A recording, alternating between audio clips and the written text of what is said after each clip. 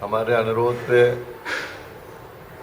अपनी विरासत, पुराने अनुभव, भोपाल के समय के और मंदिर से संबंधित कुछ बातें बताई। अब मेरी ये प्रार्थना है कि इसके अलावा व्यवहार संबंधी और पारिवारिक उसमें जब कभी भोपाल ने आशीर्वाद दिया हो, आनंद आया हो, तो वो सारे प्रसंग सुना के आने वाली पीढ़ी के लाभार्थ और हमारे स्मरणार्थ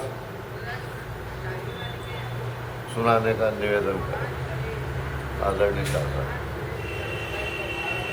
कॉलोनी से शुरू, कॉलोनी के लिए, हाँ, कहीं से भी जहाँ से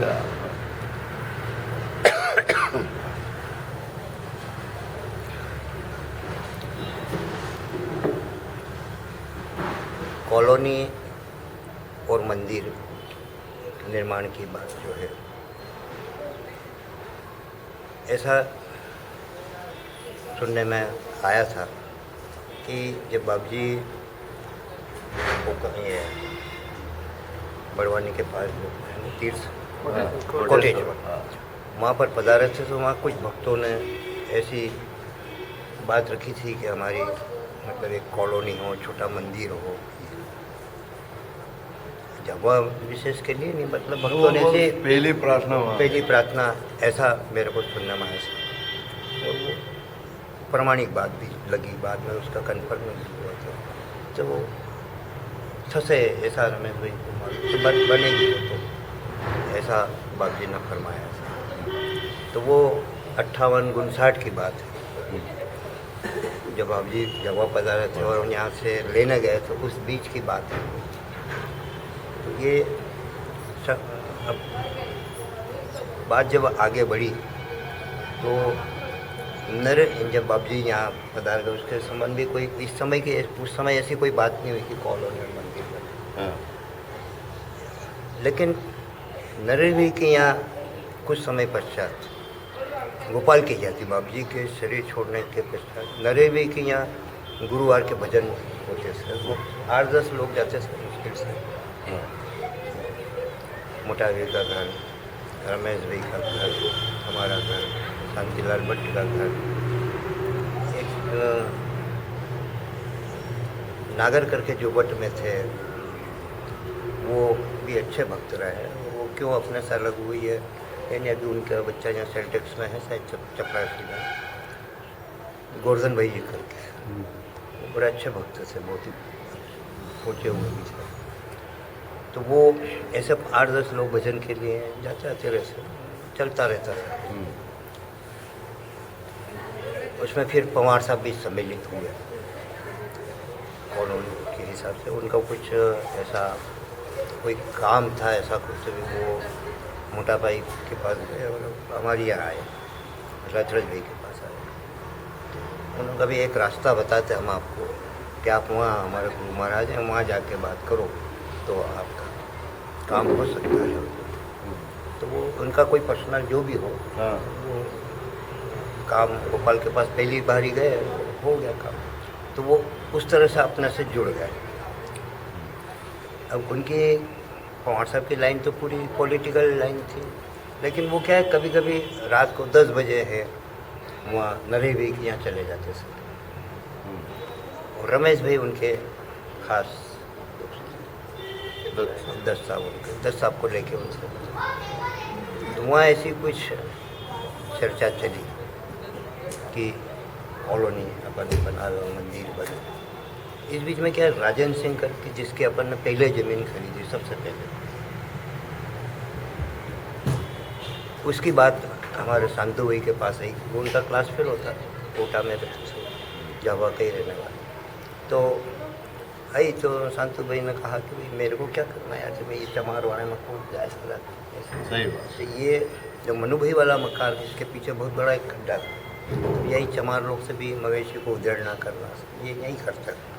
तो इसलिए उस ज़मीन को मना कर दिया हमने, मतलब शांति। फिर बात वो आगे भगत जी के पास गई, भगत जी की रिश्तेदारी में से। तो वो भगत जी के पास शाम को पहुँचे और कहिए मेरे को ज़मीन बेचना है। भगत जी ने उनको ठहरो, ठहर जाओ, अभी जल्दी मत करो, दिखवा। ये बात फिर वहाँ नरी भाई के यहाँ बैठ के पवार साहब भी थे उसमें। तो ये कॉलोनी बनने की पहली स्टेज, मतलब ज़मीन के भाई अपन ये लगा। फिर इसको बात को लेके गोपाल के पास गए, रमेश भाई है ये और पवार साहब, तो प्रस्ताव रखा कि हमें से कॉलोनी में ज़मीन मिल रही है और ऐसी जगह पर है, यूँ है, सब उन्होंने ये पूरा लोकेशन बता दी। तो गोपाल ने तुरंत अप्रूव कर दिया, मतलब कोई आगे पीछे बोलना के सुनने के हथारू बना खरीद। तो वो फिर भगत जी के नाम से ज़मीन ली और 13 लोग इसमें पहले सम्मिलित हुए। 13 लोग 100 रुपये दिए और 1300 रुपये में वो ज़मीन खरीदी से। यहाँ से कॉलोनी का काम शुरू हुआ। फिर वो नक्शे बने, शिवनानी जुड़ा अपने से, पवार साहब की वजह से शिवनानी जी जुड़े, कॉलोनी का नक्शा बना। गोपाल के पास गए, नक्शा अप्रूव्ड हुआ। प्लाट कैसे बांटना, तो उन्होंने अलग अलग सबने अपना तर्क दिए उसमें। फिर सभी के नाम की गोटियाँ बनाई और डिब्बे में रख दी, रात भर वो पड़ी रही और सुबह उनको फिर दूसरे दिन सबके सामने तो अलाटेड होते गए कि भाई अमुक प्लाट रमेश भाई का, अमुक प्लाट मोटा भाई का, ऐसे 13 लोग। फिर बाद में 33 हुए, फिर और ज़मीन खरीद 33 हुए। 33 लोगों की कॉलोनी के नाम से ये गोपाल कॉलोनी प्रसिद्ध रही कि 33 बंगले बने, एक जैसे बंगले बने 33। तो ऐसे भी हो गया, काम शुरू हो गया। पैसे की दिक्कत, 100 रुपये भी उस समय देना, और सभी कर्मचारी कोई बड़े सेठ तो था ही नहीं अपने उस मंडल में। तो इसके लिए फिर पर्सनल लोन की बात हुई। 33 लोगों के लिए फिर पवार साहब और ये कुछ लोगों को उन्होंने अपने हिसाब से पॉलिटिकल भी मोमेंट बनाया और कलेक्टर भी उनके फेवर में ही थे सभी। तो वो लोन मंजूर करवाने की प्रक्रिया चली। तो इंडिविजुअल लोन मंजूर हुए, सबके नाम से मंजूर हुए। अब जैसे प्लिंथ बनती जाए वैसा पैसा इशू हुआ गवर्नमेंट रूल के हिसाब से। तो गोपाल ने कहा था कि 4 बंगले अपने बना के बता देने के सबको, चंदू भाई वाला सेकंड, थर्ड और काका के 4 बंगले, कि ये बना के बता देने के कि इस प्रकार के बंगले बनाए। क्योंकि गोपाल जहाँ रहते थे हम, उनके सामने ऐसा कैसा बंगला था, सेम ऐसा कैसा भरूच में। तो वहाँ उसी पैटर्न पे ये बंगले, और देखने भी भेजा था कि भाई ये बंगला देखिए अंदर से सब कैसा क्या है, सुविधा रहेगी। वो सबको पसंद आया और वो उस हिसाब से वो ये बंगले निर्माण। इसमें थोड़ी सी दिक्कत हुई थी, दरवाजे की हाइट की छोटी हो गई। तो ये फिर बाद में सब में चेंज हुए ये दरवाजे। तो पैसे की बड़ी समस्या रहती थी कि सुबह मज़दूरों को पेमेंट कैसे करना। उस समय क्या था कि रघु भाई सस्पेंडेड चल रहे थे, तो उनका सहयोग, और मेरी भी उसमें सर्विस लगी थी, शांतु भाई की भी हमारी सर्विस नहीं लगी थी। तो काम अब ये पवार साहब और बैरागी साहब ने ये जो है मोटा भाई तो सर्विस में थे, शाम को आते, कभी टाइम मिला तो आ जाते, नहीं तो नहीं आते। हम 4-5 लोग मतलब फुर्सत वाले जैसे थे। मेरी सर्विस पढ़ रहा था मैं एमए में, और शांतु भाई भी हमारे ब्रदर जो है वो भी एमए इंदौर से करके आए थे। तो उनको सर्विस बिजनेस ही करना था, सर्विस लगी नहीं थी। तो वो ड्यूटी मतलब लगा दी हमने। कुछ प्लेन थे तो मतलब अपन लेबर रेट पे बने, मजदूर के पेमेंट के हिसाब से। तो उसमें पेमेंट भी देना तो कैसे देना, हर रविवार को पेमेंट करना। तो पवार साहब के पास से लाना, हमारे घर से पेमेंट लाना। उस समय मतलब कारीगर को 1.25 रुपया और मजदूर को 50 पैसे की बात। ये 8-10 मजदूर, ये मजदूर भी कौन सब पूरे चमार वाले जितने भी हैं ये सब पूरे चमार। आदिवासी में सिर्फ एक चौकीदार को रखा था। तो ये ऐसा हर रविवार को पेमेंट 400-500 रुपये का यूँ होता जाता। मतलब पैसे के लिए कभी दिक्कत आई नहीं। ये ज़रूर शाम को चिंता रहती कि कल पेमेंट करना, पैसा कैसे देंगे। तो पवार साहब की चिल्लर जो बचती थी वो चिल्लर देते, चिल्लर से पेमेंट होता था। थोड़े बहुत हमारे यहाँ से दिया चलता ही रहता था। मतलब एक कम जब तक लोन का एडजस्टमेंट नहीं होता था तब तक ये चलता था। तो ये ऐसे करके ड्यूटी लगी थी। फिर ईंटें बनाने के लिए मामा जी रेंजर साहब जो है उनको सुपुर्द किया था। सामूहिक मतलब कोऑपरेटिव मूवमेंट पे ये काम करना था। तो ईंटें बनाने का काम जो है मामा जी जिनको अपन कहते हैं उनको सुपुर्द किया था। कागज हर्ष भट्ट के फादर ललिता सुंदर जी भट्ट। ये ईंट और चूना, इनमें दाहोद से चूना आता था। और रेती के लिए हमारे दोनों ब्रदर की तो उस समय बैलगाड़ी से रेती आती थी। तो यहाँ ये दरवाज़ा बना, यहाँ पर आम का पेड़ था और वहाँ हम दोनों भाई बैठ जाते। 12 बजे आते मर्द बपोर में कि भाई आप लोग 12 से 2 तक आप यहाँ बैठेंगे। सब जितनी भी रेती की गाड़ी आती उनको यहाँ एंट्री करके डलवाते करते। और पूरा मतलब रच पच इस कॉलोनी में मतलब रहे कि कॉलोनी के सिवाय कोई दूसरी बात ही नहीं चलती थी दिमाग में। कॉलोनी का ही काम, कॉलोनी।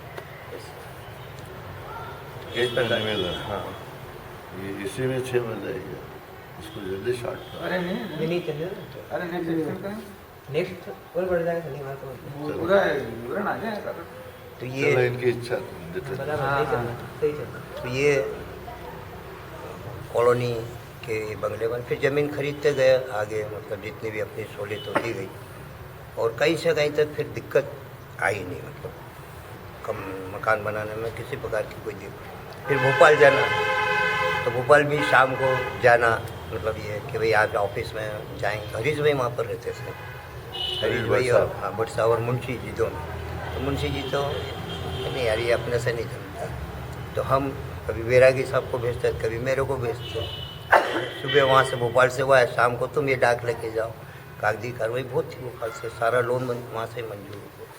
तो हरीश भाई के वहाँ चले जाते, वहाँ से फिर हम दोनों ऑफिस में जाते और सारी कागजी करवा के फिर शाम को बैठ जाते, सुबह फिर यहाँ जाते। तो इस प्रकार से ये कॉलोनी बनी।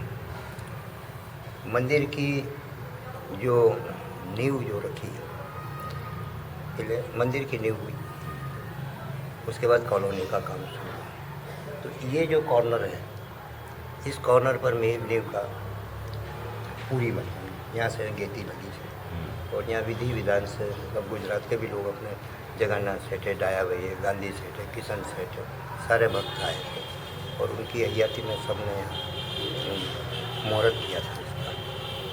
इसमें जो प्लिंथ में जो मुहूर्त होता है पंडितों के हिसाब से, वो सारी चीज़ इसमें रखी गई। और उसके बाद फिर इसका काम शुरू हुआ। तो ये परिसर पहले इतना ही बना, मंदिर इतना ही बना। अब इसमें कहीं थोड़े मतलब विचारों में ऊपर नीचे चलता रहता था। तो ये इतना बना, तो इसको ढकना कैसे, छत कैसे करना, इसकी शटर लगा दो तो कोई कहे गोदाम जैसा लगेगा, ऐसा मतलब सब तर्क वितर्क धारणा उस समय अलग अलग बता। इसी बीच में हमारे जिया जी यहाँ पर आए, काम करने के लिए बुलाए गए। तो ये रमेश भाई और पवार साहब की मतलब ये इच्छा थी कि ये पूरा परिसर बरामदा बना बहुत बड़ा। कौन सा? ये बाद में बना, मतलब क्या पहले ये तैयार हो गया, उसके बाद में इसको एक्सटेंड किया। और कारीगर भी जो थे वो अपने, एक तो मंगीलाल सलाट अपने गुरु भाई थे, और एक रघुनाथ करके कारीगर थे, बहुत पुराने और अनुभवी थे। उन 2 लोगों ने बड़े प्रेम से प्लिंथ बनाई। प्लिंथ बन गई, सब हो गया। उसके बाद फिर थोड़ा उनको कुछ शंका हुई कि यार ये दिक्कत जाए, ये पेमेंट नहीं हुआ, एक आधी बार रुक गया थोड़ा सा, तो वो दोनों छूट गए। इस बीच में जिया जी का हमारा हुआ। तो यहाँ एक बहुत बड़ा सेमल का पेड़ था, रमेश भाई को मालूम, भगत जी की। ये जो भी बाबू शेर का नुक्कड़ है, यहाँ पर बहुत ही ज़बरदस्त पेड़ था। तो जिया जी आए तो उनको सेंटिंग का सामान, मतलब ये कि भाई पहली बार जब में छत डालने वाली बात शुरू हुई आरसीसी की। तो वो अब ये वहाँ उनके देवता भी रखे हुए थे। वो सेमल का फिर जैसे तैसे उनको पटाया चमार लोगों को, और सब रात को उनका थोड़ा सा हलमा जैसा किया, और ये फिर वो कटिंग करवाई और फिर आरा मशीन पे उसको कटवाया। तो ये जितना भी सेंटिंग उस सेमल के पेड़ की सेंटिंग से ये छत डली, मतलब बराबर। अब ये डल गया, अच्छा हुआ, कर्जा भी हो गया, सिर्फ थोड़ा ऐसे थोड़ी जाती। मोटा भाई नाराज भी हुए, पेटला उठासुर भी कर पाते क्या है, बहुत लंबा इतिहास है इसका। क्या तो वो जैसे तैसे ये मंदिर पूरा हो, खर्चा तो बहुत हुआ। तो ये आज तक चल रहा क्या है, ये अब तो वो रेस्पेक्ट भी करते हैं, जो 2-4 पुराने लोग वो मेरा रेस्पेक्ट भी करते हैं, ऐसी कोई बात नहीं। तो वो इस प्रकार से ये मंदिर, और ये पूरी जो दोनों छत जो मंदिर की है ये भक्तों के द्वारा डली है। इसमें किसी मजदूर तो रहे, लेकिन भक्तों के द्वारा भरी गई है। पहले ये हॉल की डली, तो उसके बाद फिर इसके ऊपर 3 फीट की दीवार उठी, फिर ये डली, मतलब पहले ये डला, उसके बाद हॉल की छत डली, ऐसा। पहले ये ढाबा डला, फिर इसके ऊपर ये दीवार उठी 3 फीट की इसके ऊपर, और फिर इसका ढाबा, और 4 पिलर है इसमें। इंजीनियर यहाँ PWD के आया, पवार साहब ने उनको इंजीनियर की ड्यूटी लगा दी, कलेक्टर को, PWD के एग्जीक्यूटिव इंजीनियर को कहा, वो शाम को आया देखने, और सुबह छत की तैयारी, भैया जी थे उस समय, तो उनका ही काम ही अलग प्रकार के थे सभी। तो इंजीनियर ने कहा कि यार ये 1 दिन में नहीं डल जाएगी छत, हॉल की वाली, तो 4 पिलर है, 4 पिलर मतलब डबल छत हो गई, इतनी लंबी चौड़ी नहीं डल सकती किसी भी हालत में, 2 पार्ट में डालना पड़ेगा। तो भैया जी बैठे हुए थे, उन्होंने कहा कि ये तो आप डल जाएगी, और 5 बजे आप आना, उसके पहले इस साइड पे मत आना। 5 बजे काम छूटे, उस समय लेबर छूटे, उस समय तुम आना देखने को। तो ये उस समय फिर पवार साहब वगैरह थोड़ा ना, अरे यार तुम ऐसी इतनी बड़ी छत और इंजीनियर नहीं रहेगा ना, गिर जाएगी, तो उन्होंने गिर जाएगी फिर से डाल दूँगा मेरे खर्च से। तो वो सुबह 8 बजे, बहुत साहसी लोग 8 बजे शुरू करी, तो 4 बजे के आसपास पूरा ये हॉल की छत और 4 बीम में सब भर कंप्लीट हो गया। सुबह 8 बजे, सुबह 8 बजे, मतलब 8 बजे काम जैसे मजदूर लगते हैं, तो 8:30-9 बजे के बीच में काम शुरू होता ही है। और सब उसमें सभी भक्त भी सम्मिलित, रमेश भाई भी हो तो मेरे को ध्यान नहीं है पर सभी मोटा भाई तक सभी उसमें खड़े हैं। यहाँ एक बहुत बड़ा मचान बनाया था हम लोगों ने चढ़ने के लिए, अपनी सीढ़ी नहीं, मचान ऐसा जो होता है तिरछा, जिस पर मोटे रेलवे के पत्थर लेकर आराम से चढ़ जाए आदमी, कोई दिक्कत ही नहीं गई। मैं दिन में 25-30 बार चढ़ता उतरता हूँ, पाला टाइप में बड़ी बड़ी लकड़ियों से उसको बनाया था, बांध के हिले नहीं। हाँ, तो वो इस प्रकार की इसकी छटल इंजीनियर आया, और उसने आश्चर्य वंडर के यार मेरी ज़िंदगी में मैंने पहले इतनी सर्विस है, पहली बार इतना बड़ा काम देखा, और वो भी इतने लेबर में और इतने कम समय में। बहुत खुश हुआ, उदाहरण बन गया एक। उसमें भगवान की भी मदद वगैरह सब, जो भी भगवान को इनडायरेक्ट मदद करनी होगी करी होगी, लेकिन चैलेंज के साथ वो छत डली है। फिर ऊपर की भी डली, मतलब ये तीनों छत, 1, 2 और 3 छत जो है ये भक्तों के द्वारा डली थी। ये बड़ी बात।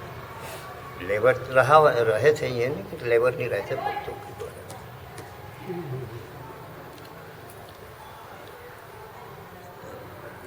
एक घटना और अच्छी, तो वो चूने वाली मेरे दिमाग से, ये जो सामने जो है यहाँ उस पोर्शन में जाए, 4 पोर्शन में, उस पोर्शन वहाँ एक घट बनाया था चूना पीलने के लिए। चूना यहीं तैयार करके चूने के समय सीमेंट कम मिलती थी, सीमेंट कम मिलती थी, तो घट्टा अभी अब तो देखने में नहीं मिला। अब तो घट बंद ही हो गए वो घट्टे का। घट्टा 2 बेल लेके घूमते थे, जैसे गेहूं के लिए घूमते कि नहीं ऐसे, और इतना बड़ा वो पत्थर रहता था, बड़ा भारी, गोल पाई 2 बेल चलते थे, बेल खींचते थे उसको, 2 बेल खींचते, और वो घानी जैसा चलाई नीचे कितना गहरा रहता था, उसके अंदर रेती चूना डालो, बैलों से घुमाओ। तो ये ऐसा है, वो ड्रिलिंग, वो मिक्सिंग होता है, ऐसा मिक्स होने के बाद हो जाता है जैसे कोई सीमेंट हो गई उसमें चूना। हम और रघु भाई मतलब 2 साल तक यहाँ हम कंटिन्यूस काम किया, एक दिन भी लांगा नहीं गए होंगे, कहीं बाहर गए होंगे। तो ये हम सुबह आए और घट के लिए लगा हुए बेल जो था, चमारों के ही बेल थे, यही काम करते। थोड़ी देर चले, 5 मिनट बाद 10 बजे टूट जावे सब, परेशान हो गए, इधर काम रुके हुए, बड़ी दिक्कत हो गई। कुमार साहब को खबर पड़ यार घटता है सब, क्या करें, मतलब चिंता वाली बात। रघु भाई ने कहा कि यार ऐसा करो यार, तुम जंतराल चले जाओ, तो भगवान को प्रार्थना करो। हाँ, तो कोई व्हीकल का तकलीफ रास्ता आई था। दूसरी? तो गए, मतलब दूसरे तीसरे दिन में कभी गए, गोपाल को प्रार्थना करी हुई ऐसा है था। तो अपना कुछ नहीं करने का, एक भट्टो ये बन गया था मंदिर, मतलब पूरा नहीं बना था, छत वत सब डल गई थी, एक पत्थर रख देने का वहाँ पर, वो 2 अगरबत्ती रोज सुबह लगाने के, आने के काम शुरू होने के पहले 2 अगरबत्ती लगाने। गोपाल ने ये पहला इन पत्थर रखवा दिया उन्होंने एरन का, ये एरन इतनी मोटी, और 2 अगरबत्ती काम शुरू होने के पहले 2 अगरबत्ती तुम्हारे लगाई देवानी। तो अगरबत्ती यहाँ अंदर हम लगाते थे, जैसे ही अगरबत्ती लगाई घट चालू हो गया, फिर नहीं टूटा, फिर वो चलता ही रहा। मतलब जो प्रॉब्लम थी वो दूर हो गया। उसका संकेत यह था कि जो बोलो, ये जो बनते हैं धार्मिक स्थल वगैरह, तो उसमें अवरोध आते हैं, कुछ दूसरे तत्व जो आते हैं वो सम्मिलित होकर अपना उसमें अवरोध पैदा करते हैं। नहीं मतलब जो अपने को बुरी शक्तियाँ दिखते रहती नहीं। हैं अदृश्य, तो वो आसुरी प्रवृत्ति, आसुरी उनको प्रवृत्ति होने के नहीं लोग- देते उनको होने हैं, नहीं अशरीरी शरीर रहते, देते। आत्मा रहती आशरीर। तो वो 2 अगरबत्ती की जब तक वो रहती तब तक उस परिधि के बाहर रहते थे, मतलब इस परिधि में नहीं आते थे। वो संकल्प से यहाँ सर्कल के बाहर। पहले प्रभु पधारे, फिर ये भट्टे अट्टे चले। तो ये इस प्रकार से ये मंदिर का भी काम हुआ, कॉलोनी का भी हुआ। फिर ये मंदिर हो गया, फर्श लगाने की ऐसी बात हुई, अंदर संगमरमर लगाने की बात हुई। तो वो तो मैं हर 15-20 दिन में जाता ही रहता था, तो पूरी प्रगति लेके मैं और रमेश भाई वगैरह जो भी जाते थे। तो मेरी इच्छा हुई कि भी संगमरमर लग जाए इसमें। गोपाल ने पूछते हो तो दूसरी कोई बात ही नहीं करते, मतलब कोई जाता उनके पास तो घर गृहस्थी की कभी कोई बात ही नहीं, तो कॉलोनी के पहले बात, चाहे वो लेडीज़ जाए चाहे जेंट्स जाए, कितना बना क्या नहीं हुआ, सब पूरे कॉलोनी की बात। अच्छा, उस समय आपकी उम्र क्या थी? मेरी उम्र में कॉलेज में BA कर रहा था, BA। फिर भी हाँ 22-25 साल, 22। वो एज फैक्टर होता है, वो और कोई धुन चल रहे थे। हाँ।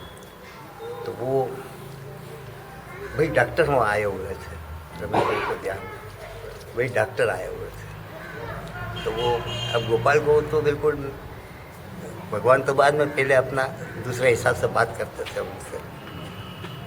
तो वो मैंने कहा गोपाल ये संगमरमर लगे ऐसी बात चल रही है, और तो कितनी ऊंची लगे? तो मैं खड़ा होकर जो झूले वाला कमरा था वहाँ हो जा रहा, ऐसा 6-7 फीट की हाइट बताई मैंने।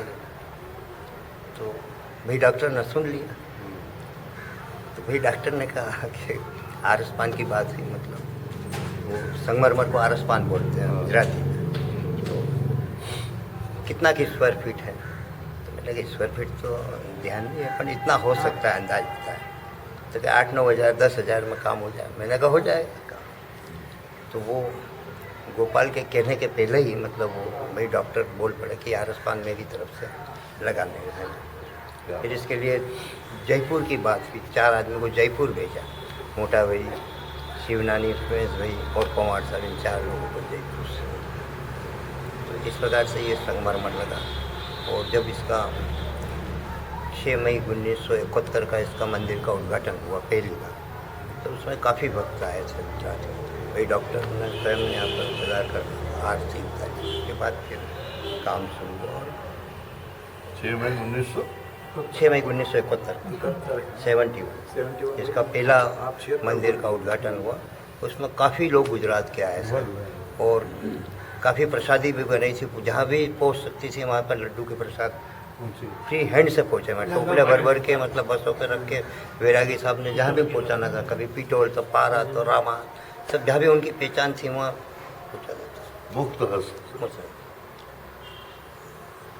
तो ये मंदिर ऐसे मंदिर बना है, कोई कभी मंदिर के नाम से रुकावट नहीं है। फर्श बाद में हुआ। फर्श बाद में। अच्छा। ये लीप के ने अपन ने ये भी प्राण- क्या हुआ ये ये लीप के भी रहा, ये ये- सुना है? हाँ। तो ये इस फर्श के बाद जब ये कच्चा ही था और बड़ी दिक्कत जाती थी, मेरा और रघु भाई का पलंग यहीं लगता था, हम यहीं सोते थे। और जब कॉलोनी बनी तो सब भक्तों की ड्यूटी लगी थी। तो स्टार्टिंग इस कॉलोनी की रामकृष्ण आश्रम से शुरू हुई, इसकी कड़ी वहाँ से जुड़ी है। मोटावी रामकृष्ण आश्रम के अध्यक्ष बनाए गए थे, और ये ज़मीन जो अभी आश्रम है, ये ज़मीन पहले खरीद 5 girls lakh college. Girls college होगी, यहाँ पर आश्रम बनाने की बात थी और बन भी गया था।